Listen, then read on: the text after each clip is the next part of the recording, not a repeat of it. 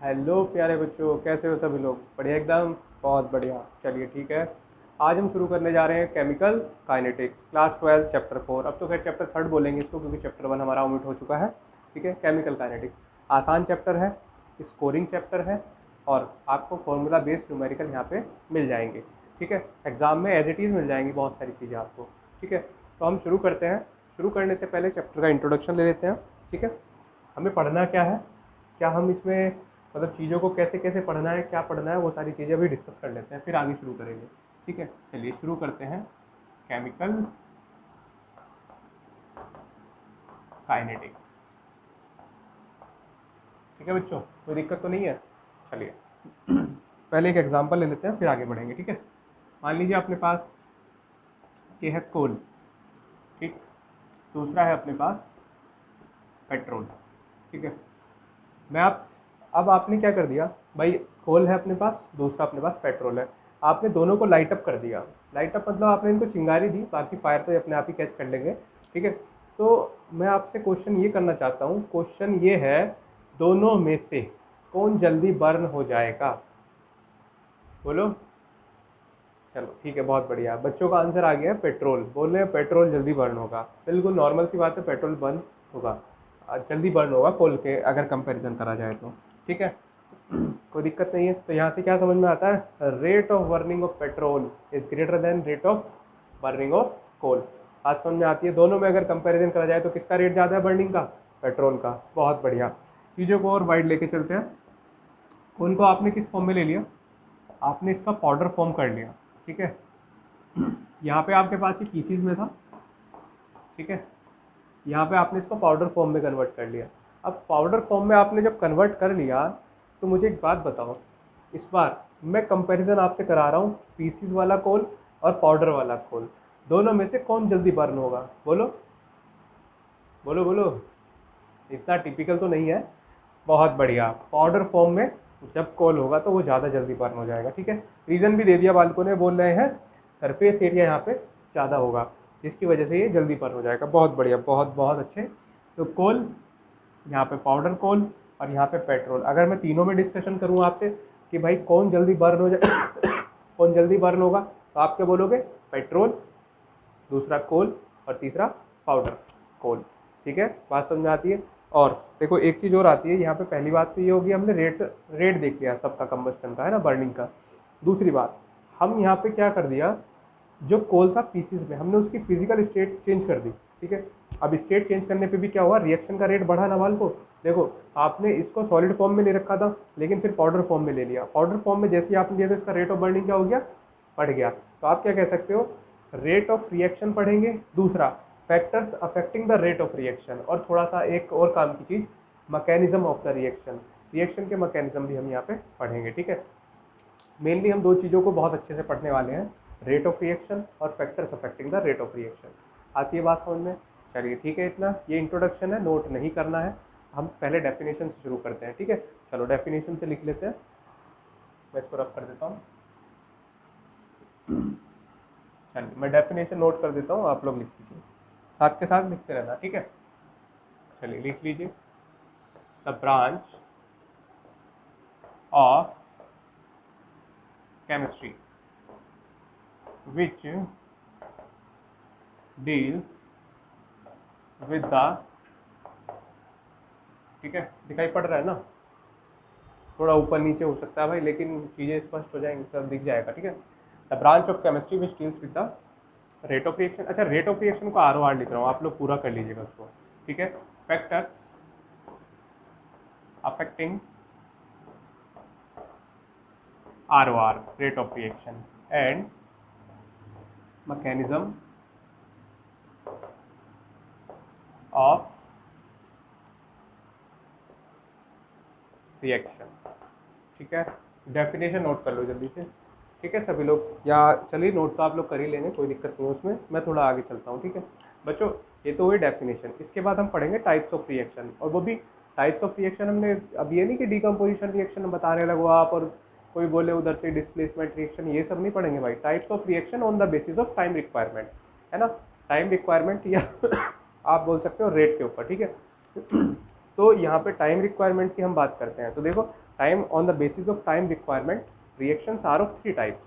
First one is slow reaction, second one is moderate and the third one is fast reaction. ठीक है, मैं चलो लिखता हूँ, आप साथ के साथ लिखते रहना और समझते रहना. ठीक है, टाइप्स ऑफ रिएक्शन. ठीक है, और ऐसे ही नोट्स प्रिपेयर करना आप लोग. ठीक है, सभी लोग, ज़्यादा कॉपी वॉपी भरने की ज़रूरत नहीं है. चीज़ों को जितना डायग्रामेटिकली आप आसानी से लिखेंगे उतना ज़्यादा आपको क्लियर होगा. ठीक है, तो यहाँ पे नंबर 1 आ जाता है अपने पास स्लो रिएक्शन. बच्चों शॉर्ट में लिख रहा हूँ स्लो रिएक्शन.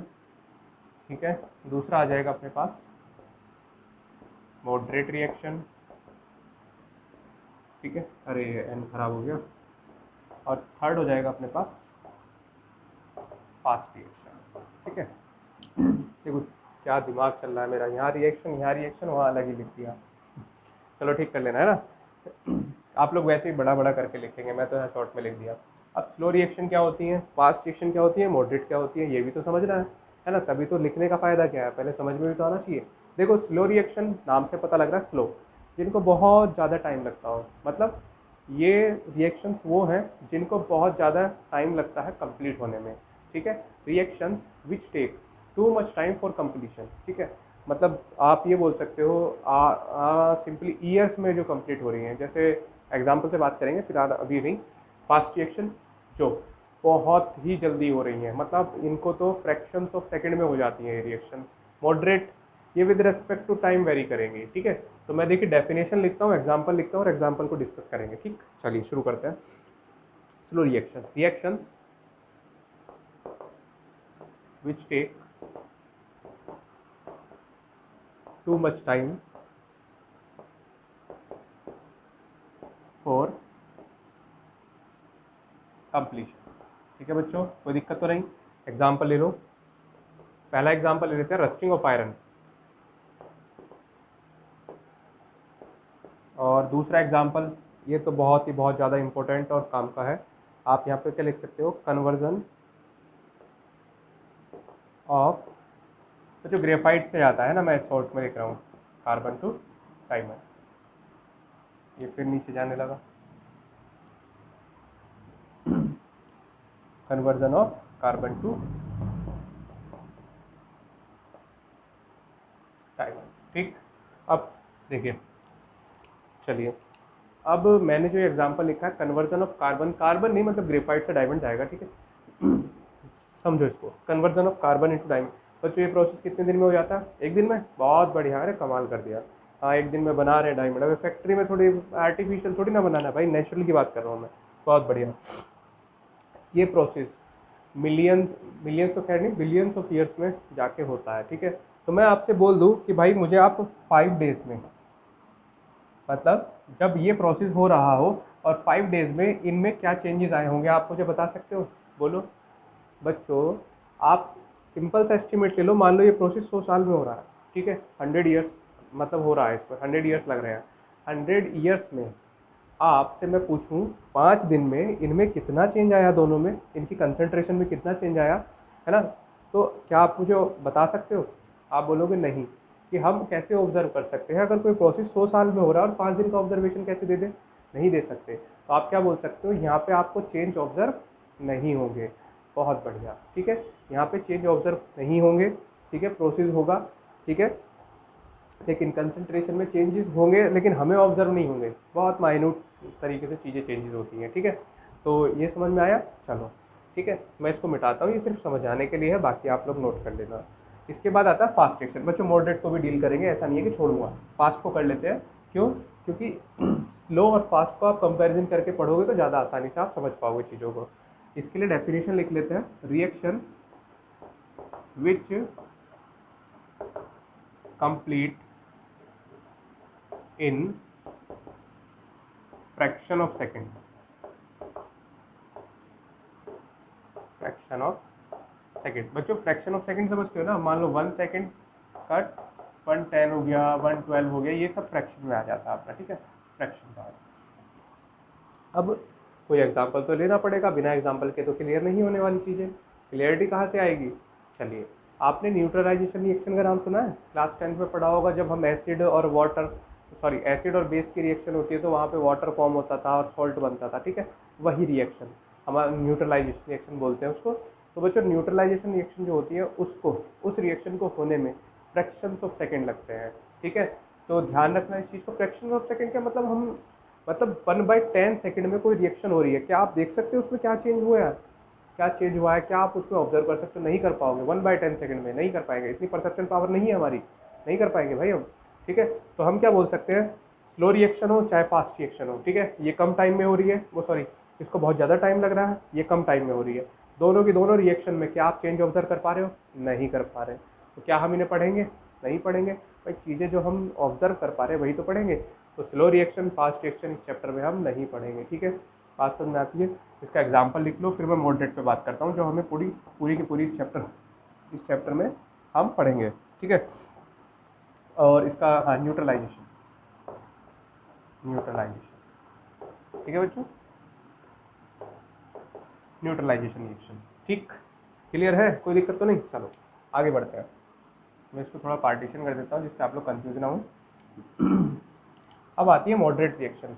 बच्चों ये रिएक्शन वो होती हैं जिन्हें मिनट, सेकंड और आवर्स लगते हैं कंप्लीट होने में, ठीक है। जैसे अभी हम पढ़ रहे थे, बर्निंग ऑफ कोल पढ़ रहे थे, है ना। बर्निंग ऑफ कोल में क्या था, कुछ टाइम के साथ कुछ कोल बर्न हो रहा था और एशिश में कन्वर्ट हो जाता है, ठीक है।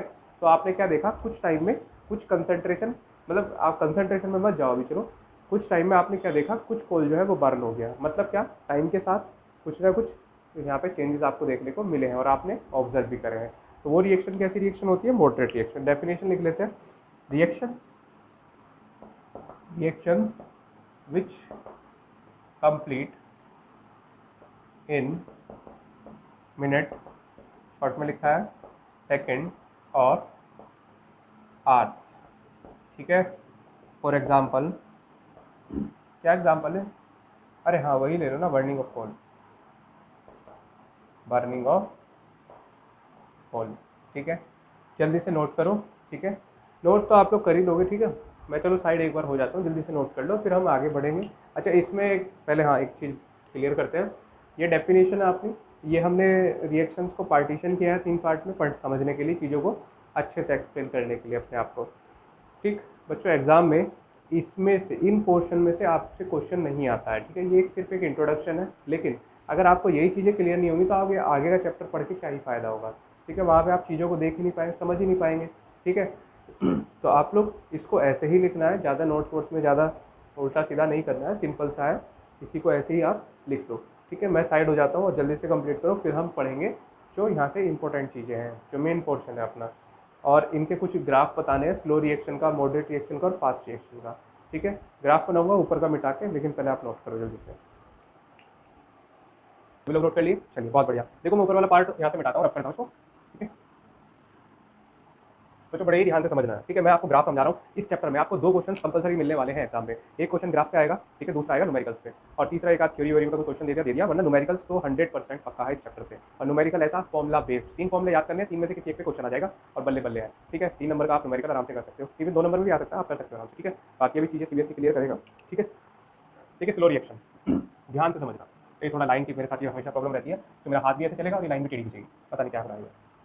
चलो देखो इस बार देख लेते हैं, अरे यार फिर तुम लोग मैनेज कर लेना, ठीक है, समझना चीज़ों को। भाई हम इधर लेते हैं टाइम, ठीक है, मतलब हमने क्या रेट की बात तो करी थी, on the basis of time requirement और रेट, तो यहाँ पे हम, ठीक है, इधर हमने टाइम ले लिया और इधर ले लिया हमने कंसंट्रेशन, ठीक है।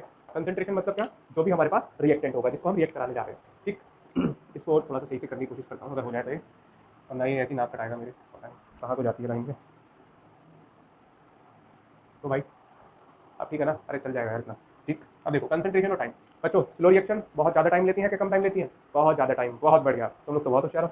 इसके बाद टाइम के साथ यहाँ पे चीज़ें क्या आपने ऑब्जर्व ऑब्जर्व करा था कुछ, भाई 100 साल का प्रोसेस है, 15 दिन में आपसे कोई चेंज पूछ रहा है, क्या आप ऑब्जर्व कर लोगे, नहीं कर सकते। आप 15 दिन छोड़ो, आप 1 साल में चेंज ऑब्जर्व नहीं कर पाओगे 100 साल के प्रोसेस में, ठीक है, समझ रहे हो ना मेरी बात को। तो हम यहाँ पे क्या मान के चलते हैं, कैसे हम इसका ग्राफ बनाते हैं, तो हमने क्या देखा, टाइम के साथ जो रिएक्टेंट है, जो रिएक्टेंट का कंसंट्रेशन है, मान लीजिए कोल है अपना, कोल अपना रिएक्टेंट, ये अपना प्रोडक्ट हो गया, कोल डायमंड में जा तो रहा है लेकिन बहुत ज़्यादा टाइम में जा रहा है, हमें इसी वजह से ऑब्जर्वेशन, जो हमारी ऑब्जर्वेशन थी वो मतलब हम ऐसे प्रिडिक्ट नहीं कर पा रहे जैसे होनी चाहिए थी। प्रिडिक्ट क्या मतलब हमें देखने को नहीं मिल पा रही है। तो आप सिंपली क्या समझोगे भाई टाइम के साथ चीज़ें बदल तो रही हैं लेकिन कंसंट्रेशन में इतना चेंज नहीं आ रहा कि हम ऑब्जर्व कर पाए। बच्चों इस एक्सिस पे कौन गया हमने कंसंट्रेशन, इस एक्सिस पे टाइम। इधर को चलूंगा तो कौन बढ़ेगा टाइम, इधर को चलेंगे तो कौन बढ़ेगा कंसंट्रेशन। क्या कंसंट्रेशन बढ़ रही है? नहीं बढ़ रही भाई। ऑब्जर्वेशन में देखा ना नहीं चेंज आ रहा है। तो आप क्या करोगे मान लीजिए इस पॉइंट पे कोई से पॉइंट ले लेना, ये ले लेना, वो ले लेना, कोई से ले लो। आपने क्या देखा कि भाई हमारे पास कुछ कंसंट्रेशन ये थी इनिशियल कार्बन का, ये रहा और कार्बन किस पे कन्वर्ट होना शुरू हो गया, ये जा रहा है। टाइम के साथ साथ कार्बन के जो कंसंट्रेशन है उसमें तो चेंजेस आ रहे हैं, ठीक है। नहीं सॉरी गलत बोल दिया। जो कंसंट्रेशन है यहाँ पे देखो टाइम के साथ हमारा जो ग्राफ है वो क्या हो गया एकदम स्ट्रेट हो गया। बात समझ में आ रही है? मतलब आपने क्या देखा टाइम के साथ ये ग्राफ वेरी नहीं कर रहा है, ठीक है। बात समझ में आती है? चलो बहुत बढ़िया। अब हम दूसरा ग्राफ पढ़ लेते हैं। दूसरा हम ग्राफ पढ़ने जा रहे हैं मॉडरेट रिएक्शन का। देखो यहाँ चीज़ें और क्लियर होंगी जैसे जैसे आप सीखते चले जाओगे। सेम वही यहाँ पे कौन अपना टाइम और यहाँ पे कौन अपना कंसंट्रेशन, ठीक है बच्चों।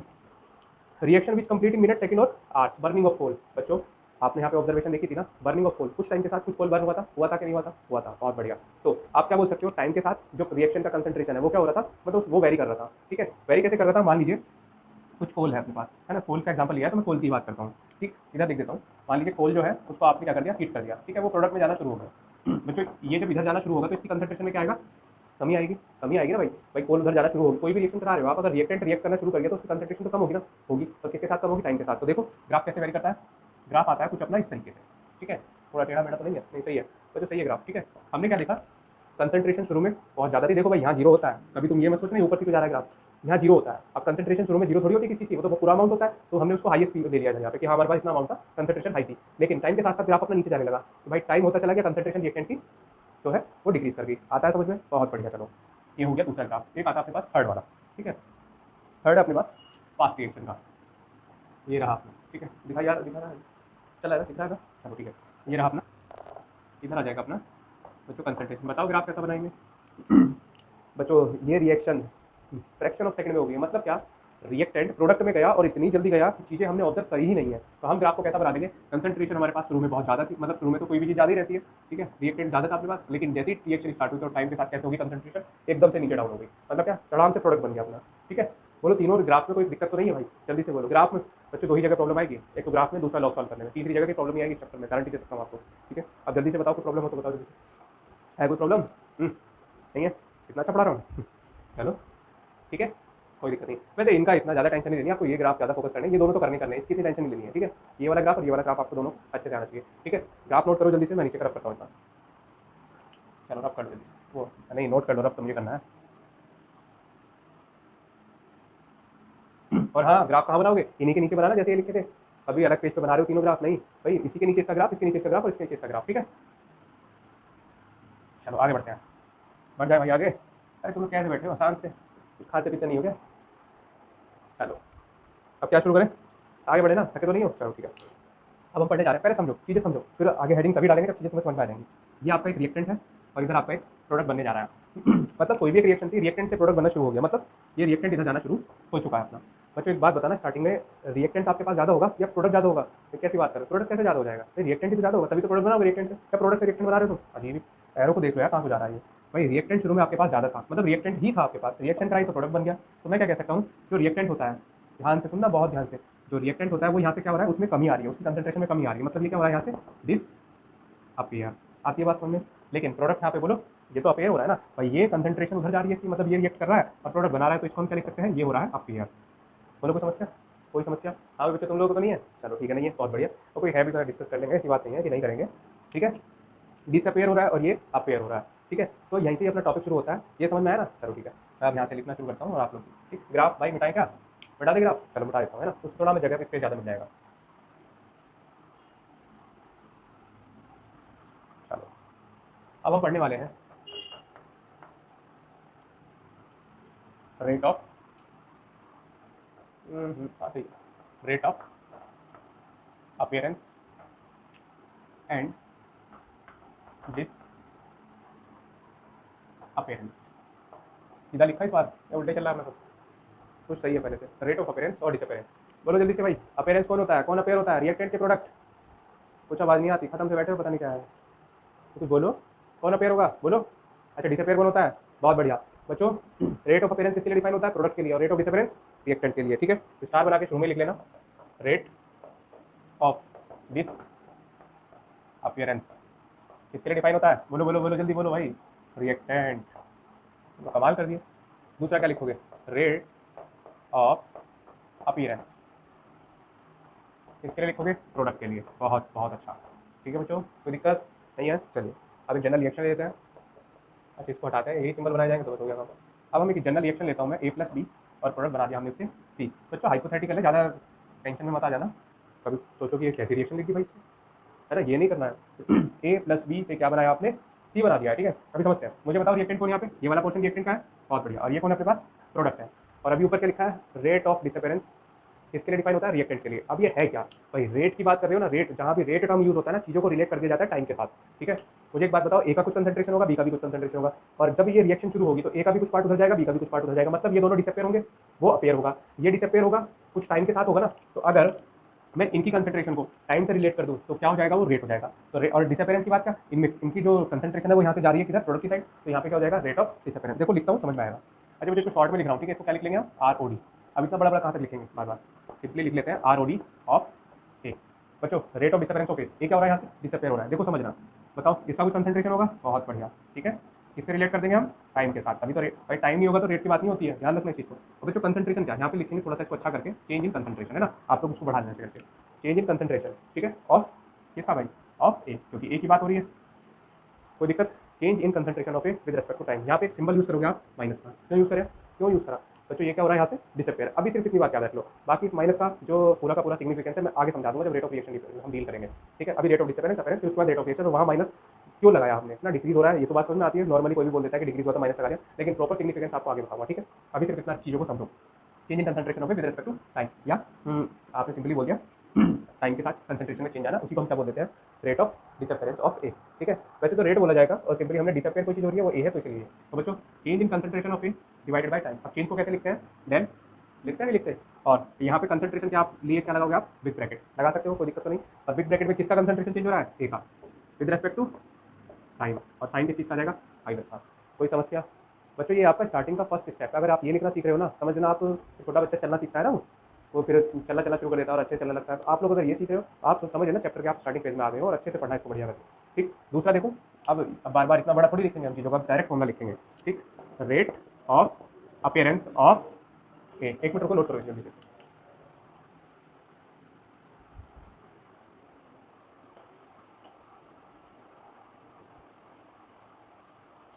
चलो अब शुरू करें, चलो ठीक है। हम क्या लिखते थे, दोबारा शुरू करते हैं, ठीक है। जो भी था, rate of appearance of appearance, चलो मैं पहले एक बार और बी की बात और कर लेते हैं, तुम लोग बोलोगे बी को छोड़ दिया, ऐसे धोखा नहीं करना चाहिए किसी के साथ। Rate of disappearance of B, rate of disappearance of B.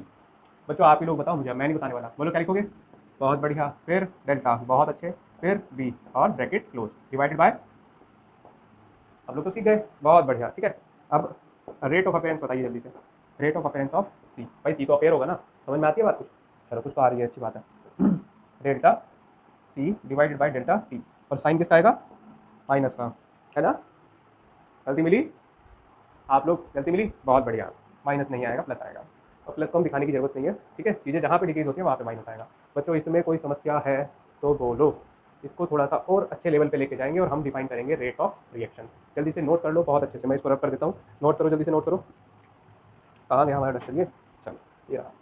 चलो मैं एक मिनट रुक जाता हूँ, मैं साइड हो जाता हूँ, तुम इसका स्क्रीनशॉट वगैरह जो भी दो ले लो, ठीक है, लिख लेना इसको। हाँ चलो मैं आ गया, आप शुरू करें, बिठा देता हूँ इसको।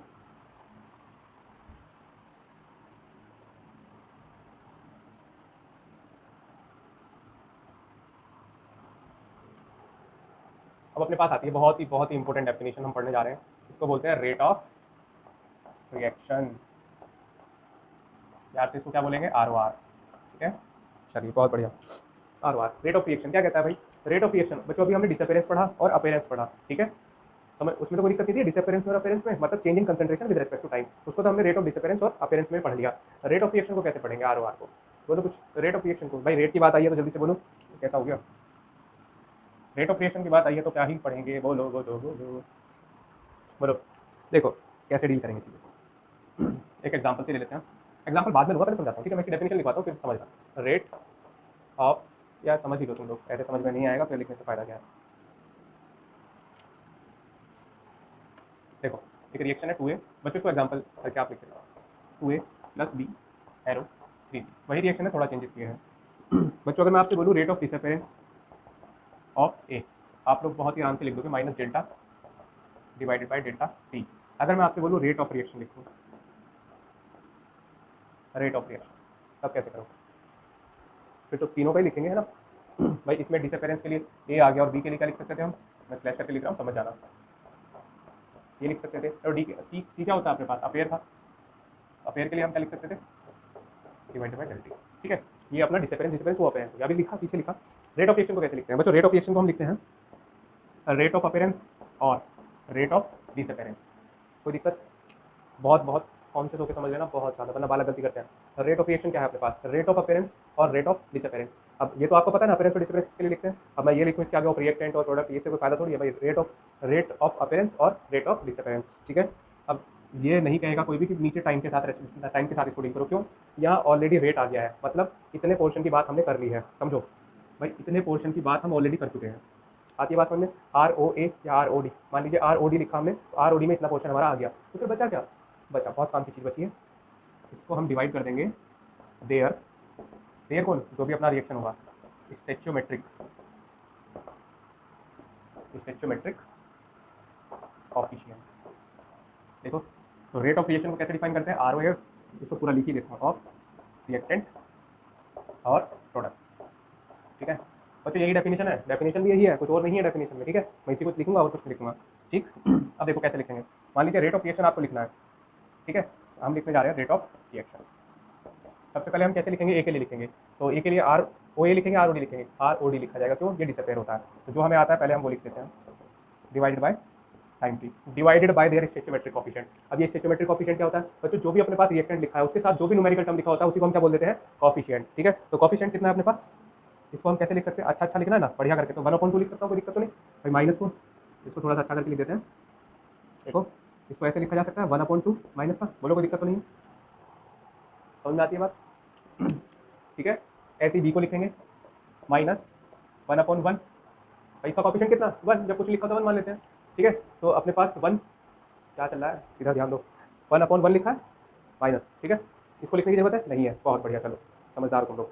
तो माइनस लिखेंगे delta B divided by delta T, कोई दिक्कत नहीं है ना, बहुत बढ़िया। इसके बाद delta C divided by delta T, क्यों लिखा हमने इसे, क्योंकि यहाँ पे जो सी है अपना वो अपेयर हो रहा है और इसके साथ सिंबल कैसा आएगा, प्लस का। कुछ गलती कर दी हमने, कोएफिशिएंट भूल गए, क्या आएगा 1/3, ठीक है। चलो आया समझ में, इतना समझ में आ गया हो तो बड़ी अच्छी बात है, नहीं आया तो भाई टेंशन नहीं लेनी है, लेक्चर को रिपीट करके देख लेना, आ जाएगा समझ में, इतनी टिपिकल चीज़ें नहीं हो सकता आपको शुरू में थोड़ा लग रहा हो, ठीक, कोई दिक्कत तो नहीं, इसे नोट करो, साइड होता हूँ।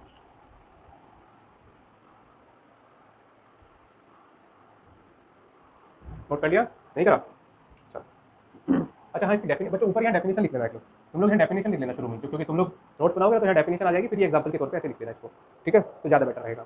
अब रेट ऑफ रिएक्शन को कैसे डिफाइन करते हैं हम, रेट ऑफ अपेरेंस और रेट ऑफ, भाई पूरा पूरा लिख लेना आप लोग, रेट ऑफ अपेरेंस और डिसअपेरेंस विद, यार कौन बजा रहा है भाई, लिखो लिखो चलो।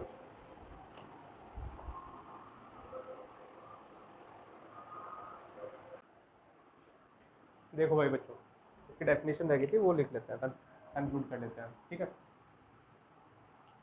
अच्छा कुछ छोड़ा तो नहीं हमने, चलो। तो रेट ऑफ अपेरेंस और रेट ऑफ डिसअपेरेंस विद, बच्चों विद, अच्छा एक चीज़ बताओ, मैं पहले तुम्हें समझा देता हूँ इसका मतलब क्या है, देखो ध्यान से सुनना।